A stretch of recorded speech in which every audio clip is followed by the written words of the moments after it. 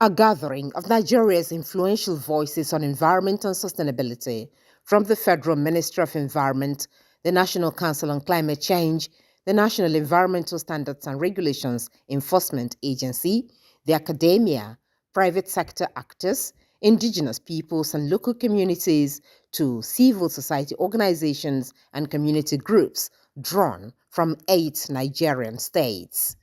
The participants validated key findings of a first of its kind assessment report on the impact of plastic pollution on biodiversity in Nigeria, a study that traces how discarded plastics infiltrate rivers, wetlands, forests, mangroves, farmlands, and coastal ecosystems, threatening wildlife, degrading habitats, and contaminating food chains.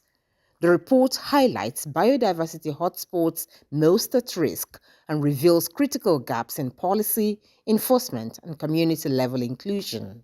A lot of policies have been coming up in terms of plastic waste pollution and so on, but none has really been tailored towards biodiversity. And even if it has been tailored towards biodiversity, now we have empirical data to be able to fortify whatever policy that we're going to bring on board, that will be able to ensure that it really speaks to biodiversity conservation when it has to plastic pollution. I would say that it's an improvement of what actions that have been going on across the states. Right now, yesterday actually we looked at the work that has been done for there to be this national action plastic action partnership in Nigeria. A major focus of the dialogue was inclusion, ensuring that informal waste workers, women, youth, persons with disabilities, and marginalized communities are not left behind in the transition towards a circular, nature-positive plastic management system.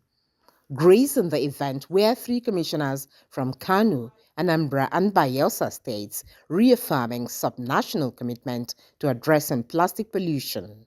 So we are able to rank those states, and then we went through those states and prioritized key areas that will help us to look at how the flow of plastic generally from urban areas to biodiversity areas is flowing, how they find themselves in those key biodiversity areas, and what are the impacts that those plastics are causing to biodiversity within this key ecosystem landscape that we have conducted this assessment.